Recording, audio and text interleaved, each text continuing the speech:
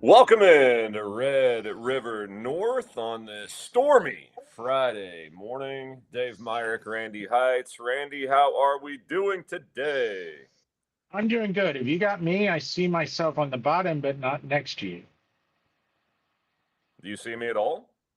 I see you, but I don't see my image. I just want to make sure we're all good. Yeah, I see you. Okay, we're good then. Yeah, I'm great. How are you doing with this lovely weather we got going on? Well, it sucks because it took away Friday night football, which that always is going to piss me off. But beyond that, it allowed us to do this impromptu Oklahoma Ole Miss preview and kind of recap the South Carolina game from a week ago. It's been a couple weeks since we've been on together, since you were kind of stricken with the COVID last week. You Glad to put me have you. down, man. It was the Yeah, worst. dude.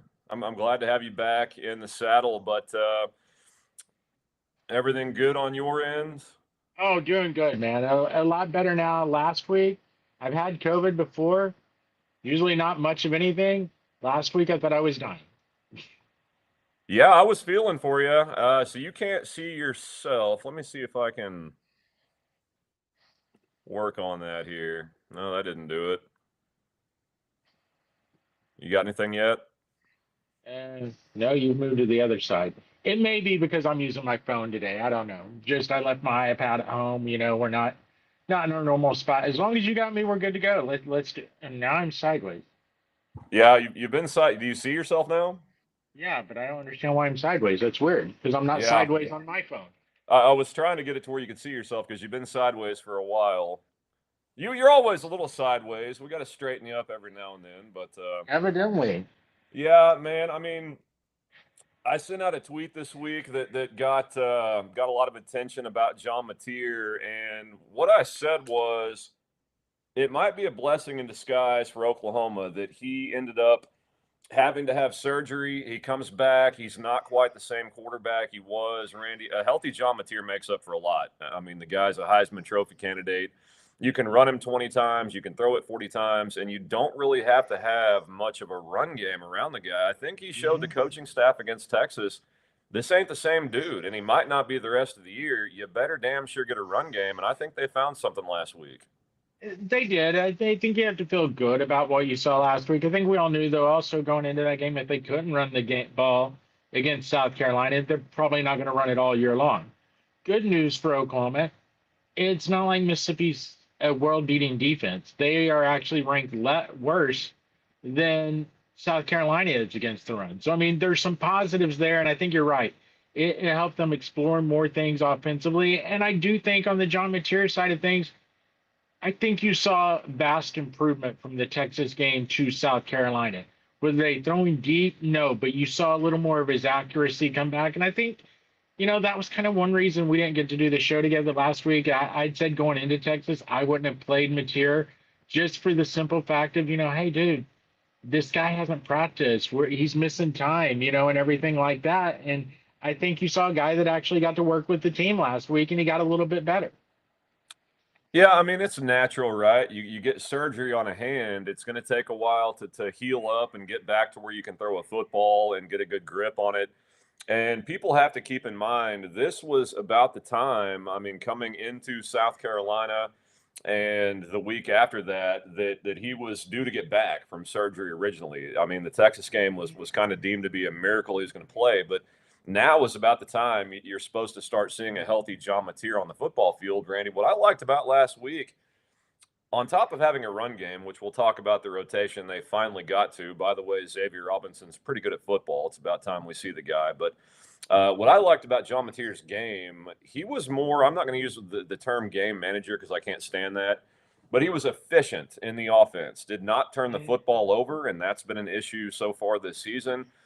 He ran the plays designed. He came up with completions within the offense. They leaned on the run game. They possessed the football.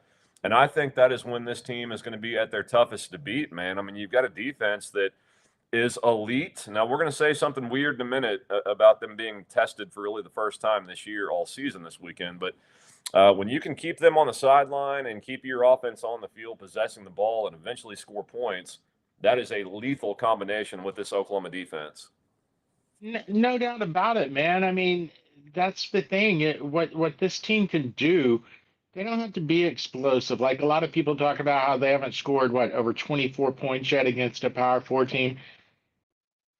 With this defense and the way they play, they don't have to do that.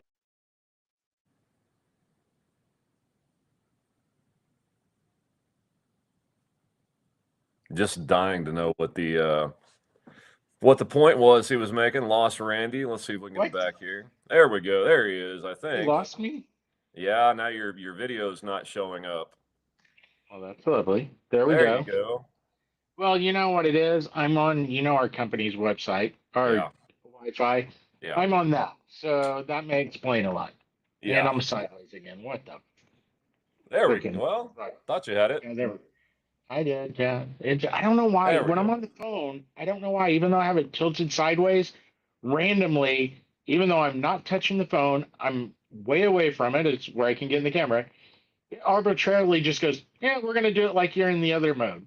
No, I haven't moved my phone. How did I change? Anyway. Frustrations, anyway.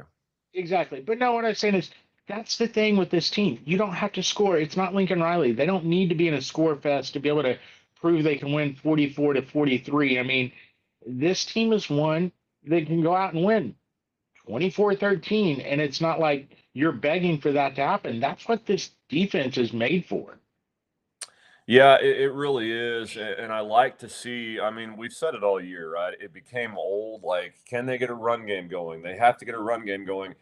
I don't think they were really going to put an emphasis on it. Again, when you have a healthy John Mateer, do you really have to? I think yes to win some tougher games, but you like your chances with a healthy number 10 to go 5 wide and him hit explosive plays and use some of the run game enough to win with this defense. I like the fact now they realize that's not going to play. He's still really good and he's going to keep getting better off this surgery. But to complement what they have on the ground, man, I mean, that adds such an element to this team. Blaylock has been doing pretty well all season. I mean, his give a damn meter has been high the entire time. Xavier Robinson is the 1-2 punch. We talked about it preseason. Why it took 7-8 weeks to get here, God knows why. But that 1-2 punch of Blaylock, a shifty guy on the outside, very fast on his feet. Then you've got 24 coming downhill through the tackles. That is a tough combination to deal with. And the offensive line looked like they were starting to gel a bit too. And that is the thing. I think I've said it all year long, and I think you even said it some. I don't think it's all been on the running backs or the running game. Some of that, you mentioned it. The offensive line actually getting to play together and gel for a couple of weeks. Now, that's the bad part about this week. It looks like Simmons may have gotten concussion protocol, during practice this week. So you have him out. So you got a little bit of that. But still, the core unit, what is this, 3-4 weeks in a row now that they've actually got to gel. And that makes the running game that much better alone, That helps. And again, as my phone just did that, I'm nowhere near my phone. You can see I haven't moved. Yeah. Yeah. So, I mean, I think that's kind of the thing, Dave. It helps everything from the running game to, just the offensive line play in general. They get better. Yeah, that's a good point on Simmons. I was going to bring that up. That does suck if you're an OU fan. You're finally starting to get some continuity here, and bang, one of the rooms that for 2 years just can't quite seem to stay healthy gets hit again as your starting right tackle is going to be out this week more than likely.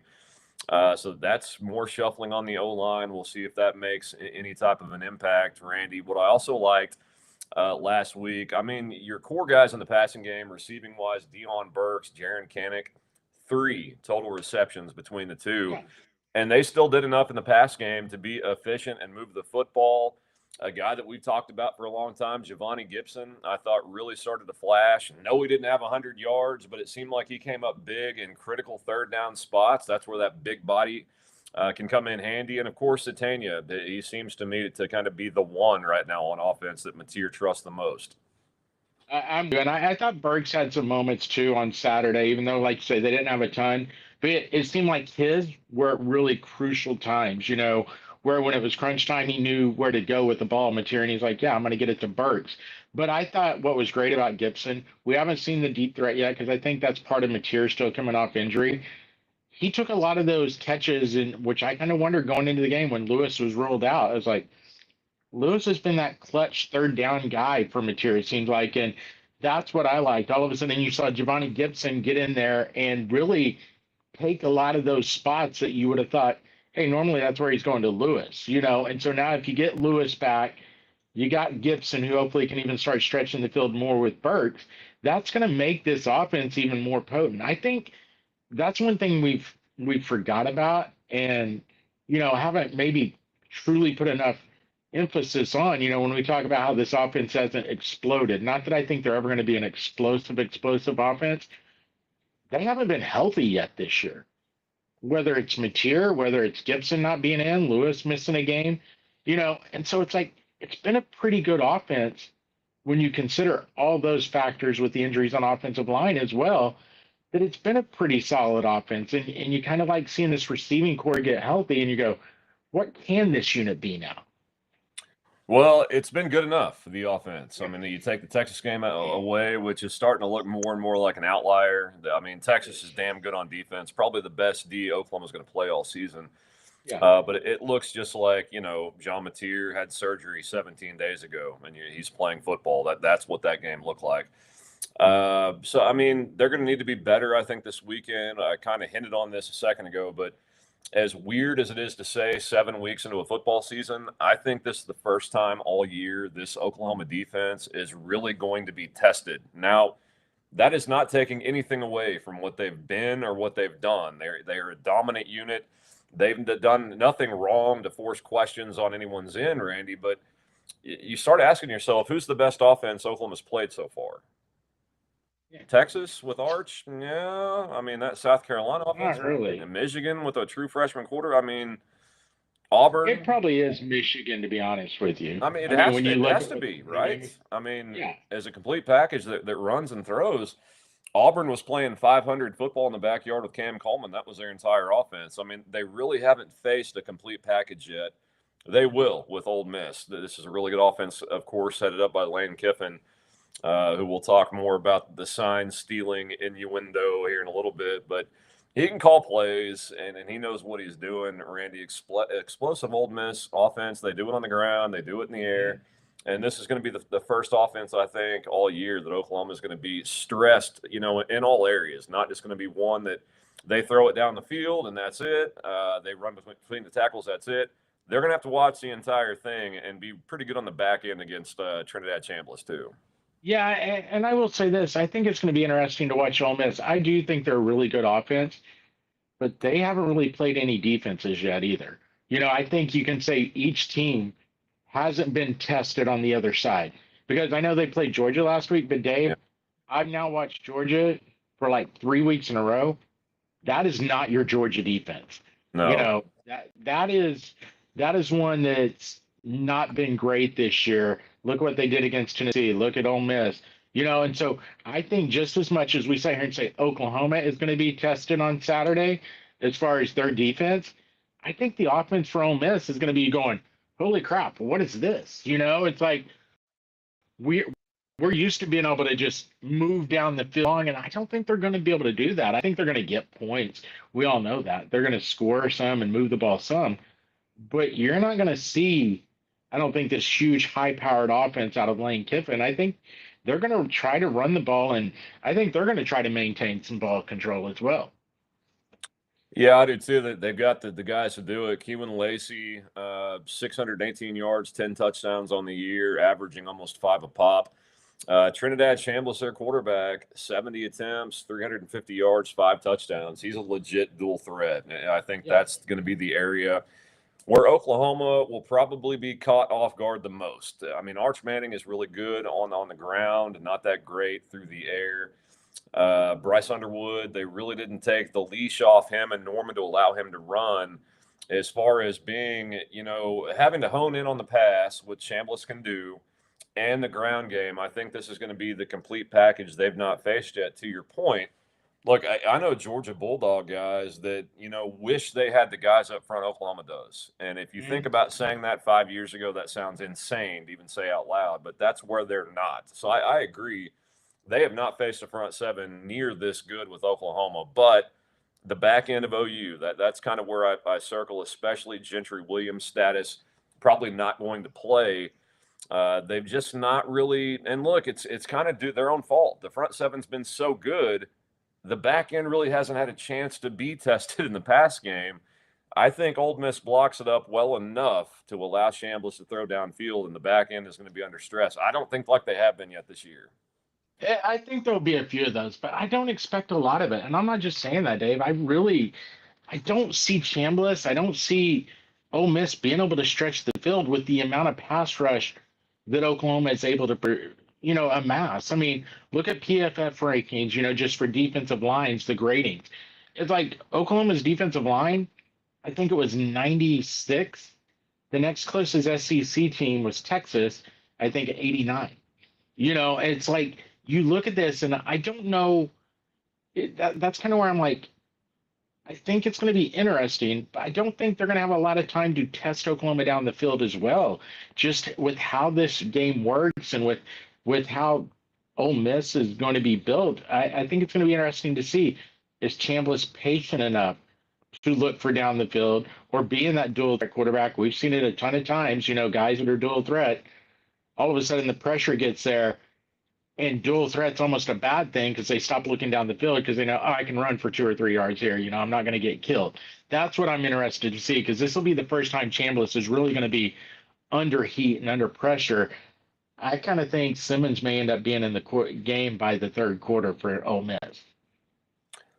Wow, that's a take. You got a lot of faith in this Oklahoma defense. Why not? They're one of the best in the country. But again, kind of asking myself, whatever day I was on with Matt, and we talked about the best offense OU's played. Mm-hmm. Not exactly juggernauts up to now. I mean, No. Lenore Sellers is really good. Nick Harbor's a great wide receiver. Faison, their running back, is good, but no offensive line play at all.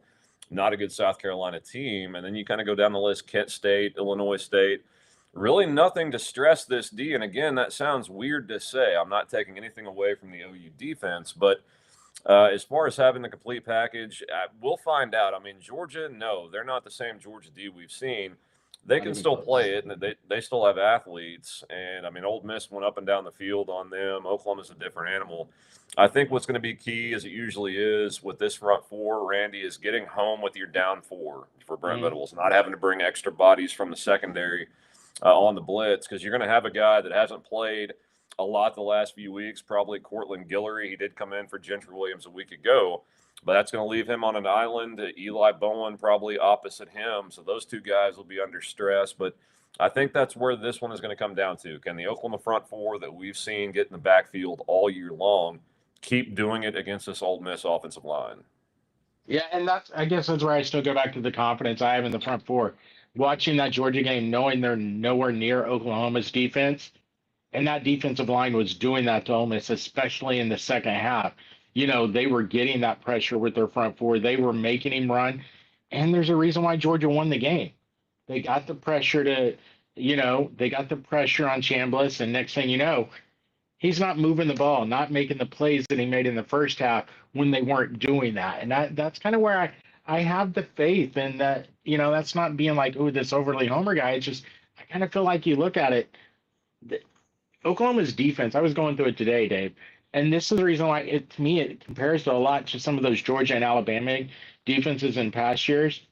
I was kind of going through my head, and I don't mean first round draft picks and all this year, but out of that unit, I counted 8 guys that are going to, I think, be in the NFL. Yeah, And I can see that. 4 of those are the interior linemen. Yeah, yeah. It's kind of like, and that's kind of where over the next couple of years, and that's the talent level. And Ole Miss's offensive line's good, Mm-hmm. but I don't think there are a ton of NFL guys in there. And you got those guys from Oklahoma. It's going to be interesting. Plus, I think the weather, 100% in Oklahoma's favor.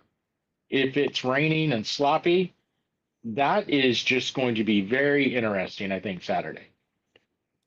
Yeah, I see your point. I mean, Oklahoma, with this addition of the ground game, you think that would benefit them if it's rainy and sloppy. On the other hand, they've not been that great last week aside from taking care of the football. And that would be my Yeah. only concern if it is nasty weather, but both teams have to play in it. Yeah, I get your point on the OU defense and the Old Miss offense. I've got SEC stats pulled up right now. I mean, Old Miss offensively, they're pretty good, ranked fourth in the SEC, number one total defense. No shock is Oklahoma. Conversely, defense, Georgia ranks seventh in the SEC. So I think that kind of points to what you're talking about with Old Miss being able to go up and down the field. You got to keep in mind, though, that is Kirby Smart calling the defense. I mean, I think when we saw that stop some in the second half, he's a good defensive play caller, and he had a lot to do with that. Yes. And they still have athletes. So I don't know. I'm kind of expecting a tighter up and down the field Old Miss game tomorrow. Just it's just a feeling I've got. You know, Chambliss has been really good. That where I do like Oklahoma though, you brought up the interior pass rush. With these dual threat guys, it's dangerous if you just have your edge guys get around the edge, right? Because then what Right. happens? They step up and they're out the gate. Where this Oklahoma team is different, and where the line is taking that step from good to elite, you got Grayson Halton up the middle. You got David Stone up the middle. I mean, that is so tough on a quarterback when you have to step up from edge pressure and you've got these 300-pound bulls bearing down right up the middle. That is where I don't think they'll make hay on the ground with Chambliss, but they're going to have to guard against Ole Miss getting the ground game going. It comes down to every team they play. You win first down to win second and third down, stop their run game on first, and I love where that team's at tomorrow. Yeah, I do too. But I'll say this. I think this much, I'm not as worried about the ground game getting going. I think the best rushing team, even after tomorrow, the best rushing team they played is Michigan. And you look at Hayes, what he was doing, or Haynes, what he was doing at running back for Michigan, he was lethal. He had one big run against Oklahoma. And to be honest, Michigan's offensive line is probably better than Ole Miss's offensive line. So I think they've been tested in the areas. I think you're right on the quarterback because they didn't unleash Underwood running, and that's going to be the X factor. But as far as everything else, the straight running game, in my opinion, Michigan is the better running team and the better offensive line that they've played so far this year.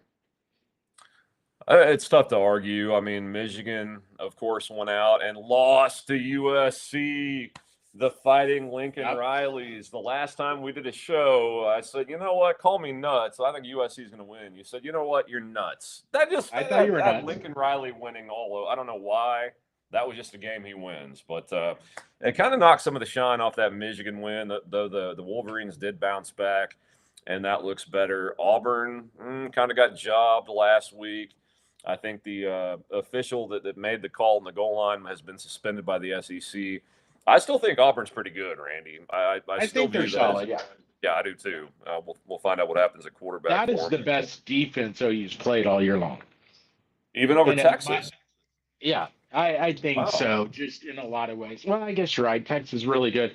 I think they're pretty close, though. I think Auburn is an elite defense. And Yeah. I think that's one reason why you look at Auburn fans right now on social media, they're almost on suicide watch, not only feeling like they get jobbed at a call, a couple of weeks ago, and then the Oklahoma game, because they're right there. And why is Auburn right there in all these games? It's that defense. That defensive line is pretty damn elite right now. No, they are, man. I mean, Oklahoma found this out the hard way last year. If you take a chance on a Gatorade Player of the Year 5-star quarterback and it doesn't work, it typically doesn't look good. I know Auburn fans got their hopes up when Jackson transferred, but Right. his stripes on a zebra, he's still a zebra until I see some those stripes come off. So we'll see what happens with Hugh Freeze. I think he's next up on the He's chopping getting block. fired. Yeah, he is. I'm hearing Mike Norvell at Florida State probably axed as well. We'll talk about more stuff around the country, but that stuff's out of hand with coaches getting fired midseason. I get it, but man, you got to wait till the season's over. Have some Mm. dignity and humility about I, you. I mean, it's I not going don't to think change. so. This is big boy. This is adult football. This is not little league. You Yeah, suck. You gone. I mean, it's like, and I I get think it. You can't go loss of revenue, so I understand it. well, and I mean, right now, it's not to be this way. I know he's not probably getting fired, but if I was USC, I'd be firing Lincoln Riley right now. Just trying to move on. Whoa, I mean, just move on. whoa. because don't wait till the end of the year because it's going to be a bidding war. And that's kind of one reason I think Oklahoma State is smart in what they did. They're going to get in a bidding war, and they're probably not going to get exactly who they wanted, but maybe because their job was open, they're already working on details. Let's just say maybe Alex Golish from South Florida. He's got ties to Stillwater. Maybe that's one if they had waited, they have 0% chance, but now they have, let's just say, a 15% chance to get him. Yeah, I get That's it. how I you got to mean, make moves. You got to make moves. yeah, I mean, plus the portal and recruiting, you need kids to know Exactly. who's coming in. I'll tell you what, I mean, just to hop around a little bit, if I'm Oklahoma State, I'm at least making a call to James Franklin. I know he's Yeah. not going to win a national championship, but man, the expectations are lower in Stillwater. You know he can recruit. He's all about the portal NIL, and he would do what those fans love, and that's win 9, 10 games a year. I mean, to me, that would make perfect sense, but we'll see what OSU decides to do. What are your thoughts on that? And to be honest, I think that's a great hire because James Franklin, I know I've heard his name around Florida and everything else. I think if you're smart, if you're Franklin, don't go back into a hornet's nest right Right. now. I mean, you got blown out for a reason. You can't beat anyone, right? That's good. So why go into that environment again? Take the Oklahoma State job. At this point in time, you probably have to really just compete with BYU and Texas Tech in the Big 12 with Arizona State, if they can continue in it, if Dillingham stays there, there's like three schools. Got a great spot. I think that's a good way to rebuild your reputation if you're James Franklin. What better way to do it than go get a couple of top 25 teams over subpar Big 12 teams than to get your next big job? I mean, Yeah, and I by the like way, it. the fans would revere you as a god in Stillwater if you win 10 games a year. I mean, if you Yeah, and happen they're to going to the lose, playoffs once or twice out of that. oh, dude, yeah, and they would go nuts in Stillwater for that. I mean, the 25 people in the stands would love it. Uh, sorry, rough It's year true. for the guys in Stillwater. Hey, my hat's off to them though. I saw they're doing the shirtless thing and still showing up, Yeah. having fun. We'll see how that goes in late November, early December if they keep that tradition alive. But at least they're still trying to show up and support that thing Well, in 2 weeks Stillwater. ago they didn't. The shirtless game was pretty ugly as far as Oh yeah, fan wise. I was like, oh God, that looks like a Division II game. What's going on crowd wise? Because I was shocked by that, to be honest with you. you thought they'd still show up and watch that? At least more than that, like Man, 40,000, or something. It looked like tough. about 20,000 showed up. Tough, man. That's a bad deal in Stillwater. I never thought, talking 5 years ago about Mike Gundy, it would end up here. He's fired before his season's over and just have a tanking program. But I thought, when everything switched in college football, NIL portal, he should have done the Nick Saban thing and stepped down or at least retired. If I don't think his heart was in it after that point. He doesn't like where it went. He left the program in worse shape than when he got it.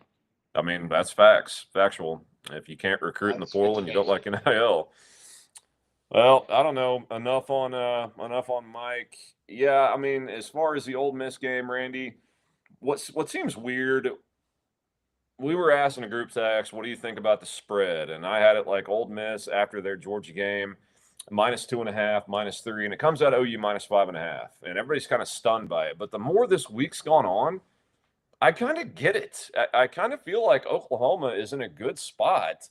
I don't know if by accident they stumbled across this run game in Columbia, and that's why I dig the line and I like Oklahoma. It just feels right. The game being in Norman, of course, helps. John Mateer getting more healthy from the surgery helps, but I like this spot for OU tomorrow. I do too, and I'll say this: what is it? It's not Kelly Blue Book. That's the auto thing. Kelly Ford, I think, or whatever. It's a service that's on X and everything, and they do the percentages of wins. And if you followed them for throughout the season, they'll go throughout the entire year after each week, and put the percentage chance of, each school winning their games on the schedule. And when you looked at them, even after the Texas game, it was kind of funny. It's like early in the season, basically, if you went by win totals for Oklahoma by percentage from them, they had Oklahoma winning 6 games. And like this last half of the year that we headed into after Texas, I think they had them winning 2 games. Now, even after Texas, the percentage chance to win, the only ones they have them losing for sure, according to percentages, is Alabama. They are, I think, like 49% chance to win at Knoxville. Every other game on the schedule, they were at least 56% plus to win the game. So the line didn't really shock me. Being at home, being in Norman, I was like, all right, this makes a lot of sense right now. And I think, and I've said it before, I think a lot of Oklahoma media and people that watch Oklahoma closely don't give them the respect that the nation gives them. And even the numbers, like computer, that's what they use is computer numbers. That they don't give them the respect that everyone else does. And I get it. It's because we see it firsthand, but sometimes you can be too close to a situation too. I think both are true. I agree with what you're saying, but I will say each time, each week, the AP and coaches poll comes out, there's not a lot of national faith in Oklahoma either, not making big jumps. They're kind of staying pat. I think people are in a wait and see mode with this team. They might think they're really good, but they need to see more. And I'm right there with them. I mean, look, I said it a second ago, Oklahoma might have accidentally found a run game. Am I sold on that based Yeah. on, a beat up South Carolina team? No. Is it a start because they couldn't run against Kent State or FCS Illinois State? Absolutely. And that's the one thing I kind of keep going back to. They couldn't run against bad teams. South Carolina has SEC defensive players that they moved off the line. And I think that the rotation, to get back to it, had a lot to do with it, man. I mean, Xavier Robinson is good. We saw it last year. The only running back that was worth a shit on this Oklahoma team all season long finally gets in the rotation in a big way in week 8. And Troy Blaylock has been the dude all season long. That is a tough 1-2 punch for defenses to take. No doubt. I mean, I think Blaylock has proven it all year long, and there's a reason he's number one. I mean, even as good as Robinson looked on Saturday, it wasn't even comparable. The two of them when you see the explosiveness and everything that Blaylock has, he's the guy.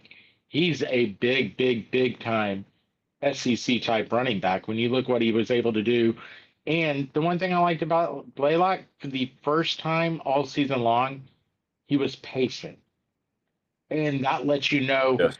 okay, evidently the line in practice started proving probably to the running backs, I can be patient. I don't have to just hit that teeny little gap that I see right there because there's not going to be another one, So I think it goes hand in hand. I think the offensive line we talked about earlier, playing together and gelling, giving this offensive line, giving these running backs confidence that I can wait. I can be patient. I can hit that hole. I don't have to hit the first little thing I see because more is going to come open. And that's what it'll be interesting to see. I don't know as the running game is fixed.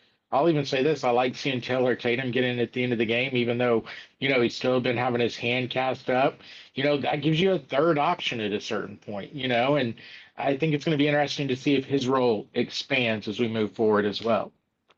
I think it will, because why else would you throw him out there for one carry Yeah. unless you're just trying to ease him back in the game? He went from -1. They thought they could sneak him on the field and nobody would notice. Hey, that's Taylor Tatum. He's finally playing. First touch all year. That Exactly. was it was a big deal. I mean, the dude hadn't played. People forget he was the number one running back in the nation out of high school last year, year before last.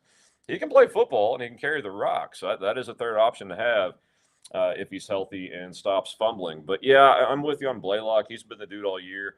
I go back and watch these games typically Sunday morning before red zone to watch the offensive line because I'm usually wrapped up with stuff on Saturday. And this Saturday against South Carolina was the first time I saw this line move as a unit on their zone blocking schemes, their down blocking schemes. The first time I saw it actually move together. And that was probably what got me the most stoked for this run game. Finally, I'm seeing it. And then, of course, bam, yeah, you take a hit with Simmons. Concussion protocol, probably not going to play. But okay, I think they're starting to get things figured out, Randy. If they can lean on this run game and take pressure off John Mateer, you know what that's going to do? That's going to open up things on his end in the run game. A very dangerous guy on the ground, and those downfield explosive plays we've not seen. The more you get those secondary guys and linebackers sucking up in the run game because you got to support it and respect it, that's when you see over the top stuff. So to me, that was a huge start on Saturday in Columbia. 100%. That's why I say earlier, I don't think this offense is ever going to be elite this year. We even said it didn't have to be coming into the year, but I Right. think it's going to be a lot better by the end of the year. Getting that run game going, which will then allow some more of those explosive plays in the receiving game because also it'll give Mateer a little more time. There's been a couple of times we've watched him where there's plays have been wide open down the field, but he's had to rush his throw because, Right. well, no one's worried about stopping the run. They're all about going and getting Mateer. And so the more you can establish that run game, the more it's going to let him become comfortable in the pocket and complete some of those deep plays. I mean, hell, they had 2 or 3 of those against Texas where if he'd have had time, guys wide open. Hell, he overthrew 2 guys, to be honest with you, on deep throws, where I'm just like, oh my God, you overthrew him by 10 yards. Part of the hurt hand, I think, when you get down to it, didn't have as good a grip on the ball. But all that's going to help out with this offense, I think, as we move forward in this season. No, it will. And that one to Burks, they got picked off before the half that turned the tide of that game, in my opinion. He just waited too long to throw it. Yeah, throw it to the inside, and he waited too long. He hesitated to see him. But again, that gets back to a guy that hadn't practiced all week. He looked out of timing. Yeah, he looked out of rhythm with his wide receivers, not on the same page. I still like rolling with him. We didn't get a chance to recap OU Texas because you were down with the vid. But if you got 10 and he's good to go, you got to roll with that. I mean, I know the way it looked. That's a game though that if you replay it this Saturday in the Cotton Bowl, I probably have to take Oklahoma. I kind of do too, and I'm not being mean towards Texas fans, but if you watch that Kentucky game, yeah, they had no business winning that game. No, they were lucky. I'll be honest, they shouldn't have won the game. Kentucky outplayed them. If Mark Stoops takes the field goal on the first drive of the game, yeah, Dave, think about that. They decided to go for it and didn't get any points. He kicks that field goal. That game's not even in overtime. That's right. Texas got, 2 huge punt returns. Basically, 10 points from Texas were because of punt returns. Niblet. Not because of that offense. I got to admit, if you're Oklahoma right now in that locker room, you got to be – I mean, not that you've got bigger fish to fry and you got a bigger season ahead of you, but there's still got to be some just Alka-Seltzer moments when they look back at the game going, guys, we should have fucking won this game. Yeah. I mean, dude. They've looked like the better team this year so far. Yeah, and I did watch the Texas-Kentucky game. For the love of God, team, stop doing this. When you get first and goal at the 2-yard line, you don't have to run it 4 times in a row, man. Give me a boot. Give me something to a tight end to waggle. I mean, God. Oh, I know. You're not going to move that Texas defensive front off the line of scrimmage. That being said, you got to give credit where it's due. That Texas defense is elite. They won the game. Due to that fact, defense and special teams carried the day for Texas. We'll see if Arch can turn it on. I mean, Kentucky is good on defense, always with Mark Stoops, but not world beaters. I saw a quarterback that he took a beating first and foremost, on runs and getting hit in the pocket. We'll see if he can continue to be that tough and keep his confidence up because it's not going very good right now for the Texas offense. Can I also say this, and it's not just Texas, it's football in general. I've had this argument with people here around the office. Can we get the nerds with the pocket protectors off the sidelines? The analytics guys, look, I'm all for being gutsy and going for it on 4th down here and there. Yeah. But you know what? Every 4th and short, you don't need to go for it. Sometimes those points that are there in front of you, take the points. And granted, and I know I bring that first drive for Kentucky up. That's not it. There's other games I've watched where I'm like, what are you doing? If you'd have taken those 2 field goals early in the game when your defense was controlling the game, you win the game. I don't understand why we've gone. It's like we've overcorrected. Used to, I thought coaches were way too conservative and never would go for it right. Now it's like they're, oh, fuck it, that's 3 points. We can go get 7. No, you can't always. You're playing a really good defense. Take the points. Go for it, baby. Let's go. Be aggressive. Go for the gusto. I didn't have a problem with Mark Stoops' call to go for it. I really didn't. But that being said, that's what I'm saying. I'm not using the Kentucky game. I'm using just in general. I'll kind of rebut my own self. Here's the problem to that, though. Your defense was doing a great job shutting Texas down. So if you take the field goal, odds are you're going to hold them to 1 as well and go to 2 overtimes. Right. Well, that one I would have, but I'm talking the very first drive. I don't blame you for going for it because you didn't know if your defense was going to hold Texas, right? They could have found everything against Oklahoma. So I understand getting gutsy. But to your other point, exactly. When your defense is not giving up anything, the only thing that's really scored for Texas is the special teams. Take the field goal. Take take the points. You don't like the nerds on the sideline. Josh Manning, father of one, They is all in deserve to here. be stuffed in a locker. Josh, yeah, I mean, we talked a lot about OU. I got to tell you, bro, that's on you for not getting here earlier. No, glad to have you. Look, we were giving Texas their due. I mean, the defense, special Yeah, teams played outstanding and got the win. Now we'll see what happens. Sark comes out this week and says he's not going to hire a play caller. That's why I got hired. Conversely, that's why you can get fired eventually. Long way from that it, discussion, but not doing well on offense right now. I gotta admit, I would love to have be a fly on the wall in that locker room. I think there's some issues starting to arise, and I'm not just trying to drum up controversy. A little bit of the split controversy, locker room like you get when a defense is Oh yeah. overwhelmingly good and the offense is not living up to it. I think we saw that a little in Norman last year, you know, and I think you kind of see some of that when a Taft comes out and overly defends the offense in the press conference last week. I think I tweeted, I'm like, I'm sorry, that's not a good look. That's kind of like you're asking too hard of questions, is what you're telling the media, or being too critical. That's very interesting. It kind of reminds me a lot of Norman last year, where if you remember, everyone was like, "What is going on? What is going on?" And it felt like there was division, and that's why I think this weekend's really a big week for Texas.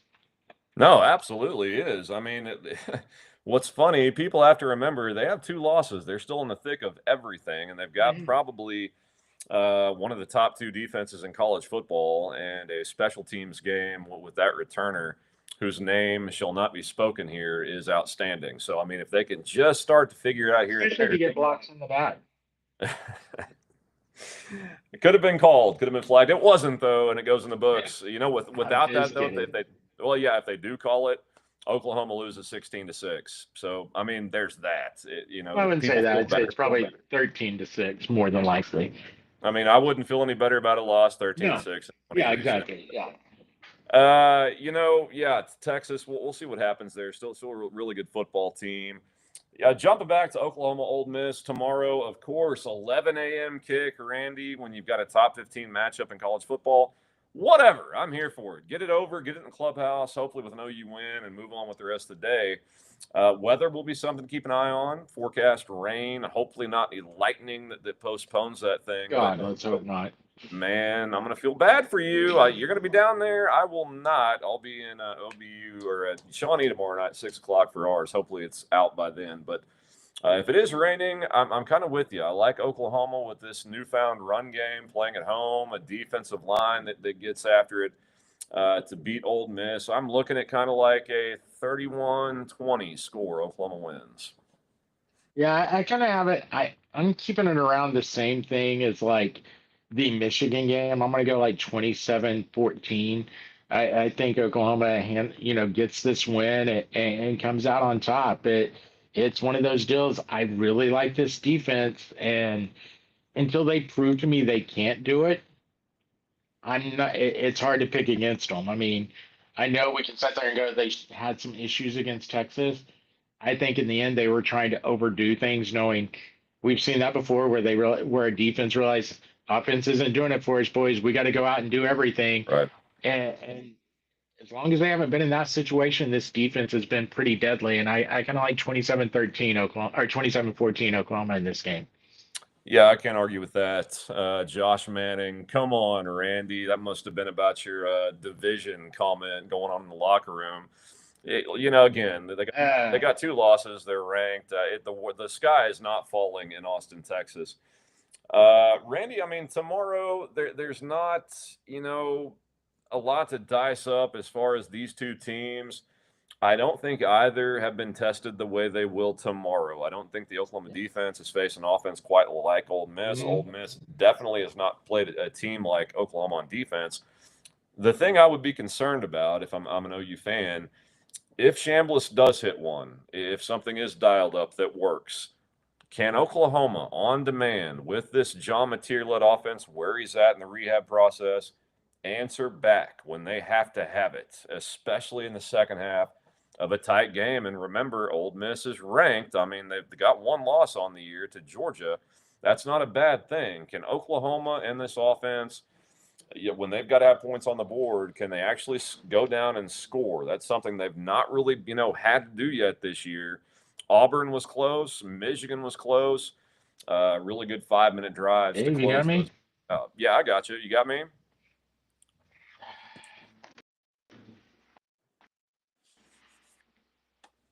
You got me? Oh, Randy Heitz having some technical issues. So yeah, we'll see what happens tomorrow. This is an impromptu show because we had a bunch of stuff high school wise canceled today for work, and we both had time to do it. Randy, you got me. I got you. Stupid phone ring. That's why I like doing this on my iPad. But anyway, But yeah, yeah, no, I got you. what I was talking about, can Oklahoma score when they have to? Can they answer, repeatedly on offense? Because every now and then you go back to the early 2000s, really good defenses by Oklahoma.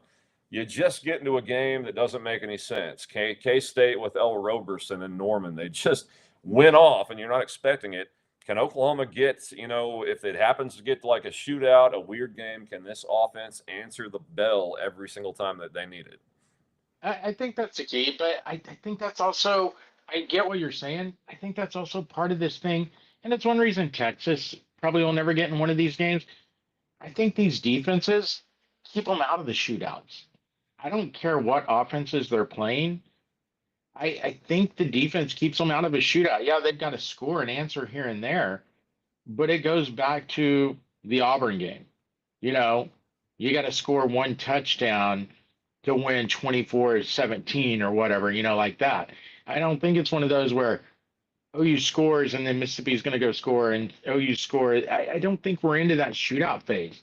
I think Oklahoma is a team right now that's going to win 27-14, 24-17, type games. That's where we're at. I know Daniel Bell on the station is like he wants to see how they respond in a shootout. And I get that theory. I just think with these defenses, as elite as it is, they're not going to be in shootouts, and that's kind of the key right here. I mean, I, that's my thing when I look at, and I, like I said, I even said it for Texas. I look at these defenses, that's what's keeping them in games. They don't have to worry about a shootout. Just can you score 24? No, I agree with that. And these defenses are good enough to do that. Just every now and then, there's something weird in college I football get that what you're saying. happens. And you see Yeah. it like in national championship games. You got two really good defenses, and all of a sudden, it's a 42-45 final. I don't think Ole Miss is that on offense. If you're an OU fan, you better hope not. But we'll see what happens tomorrow. I like Oklahoma again in this spot. I wish Simmons and the offensive line had another week of playing together without somebody in that room being dinged up. Was that something that happened in the game last week or practice this week? I believe it was practice, is the way I understand it. That's Awesome. why, no one knew anything in the game. He played the entire game and everything. And I don't know if it was Monday or Tuesday, but got a little dinged up. I mean, concussion protocol, we all know you could come out of it. I think the best news out of all this, Logan Howland was moved to probable. So if you do lose Simmons, at least hopefully Howland's back. It could have been worse. Yeah. Remember the first report on Wednesday, Yeah. both of them were on the doubtful side. So at least that's the good news. That is good. Simmons, boy, that would be the third or fourth time already at Yeah. Oklahoma with the concussion stuff. You got to kind of I keep get an it. eye on career enders when you start getting to that number. But we'll see what happens with him. But again, I like Oklahoma somewhere 31-20-ish. Randy likes the 27-14. Was that it? Yeah, 27-14. Well, we'll see what happens, man. You got to be in Norman bright and early tomorrow, 5 Oh, shut o'clock. up. I know. I'm like, great. In a monsoon, not- probably. I'm Like, not lovely. missing that. At least you got no scoreboard show to do tonight. So that's Thank good. God. Yeah. Yeah. Thank God. Because otherwise it would have been midnight. So, yeah, well, it's a quick turnaround. 4 a.m. tomorrow. I'll be up and getting ready to head to Norman by 5. Yay. It's lovely. Ugh, yuck. Well, I'll text you when I roll out of bed about 9 and Yeah, see you how suck. things Go away. see how things are going. I'm heading back to the woods. I had to get out of the woods last night due to a storm, helping a friend, and I left all kinds of stuff down there. Hopefully, I can find it. But Randy, any closing thoughts about the game tomorrow? Yeah, I think it's a big game for Oklahoma. I think in the end, just if they want to end up being in the playoff conversation, I'm not saying this is the end of it if they lose it because they've Sure. got a lot of good games on the horizon. But this one takes them from just having to be in that conversation where if they win this game, I think they're 100% in the playoff conversation the rest of the year. If they lose this game, That puts a game like next week, in a must win situation. No, I agree with that. It feels weird to say after Texas, everybody was like, "Oh my God," even me, I was like, "That's really bad." And then it kind of dawns on you, like, "Wait a second, this quarterback just had surgery. He looks like he had surgery. He's going to get better. They'll get better." Now, coming out of South Carolina, you're like, "Well, you win the games at home you have left. All of a sudden, things on the schedule are starting to look better than we thought. Leading up to Texas and after Texas, but you got to get this one won. You got to win your home games and let the chips fall where they may from this point." All right. Well, that's going to wrap it up. Everybody, thanks for watching. Red River North will be back next Wednesday night, 7 o'clock, our normal time. For Randy Heights, I'm Dave.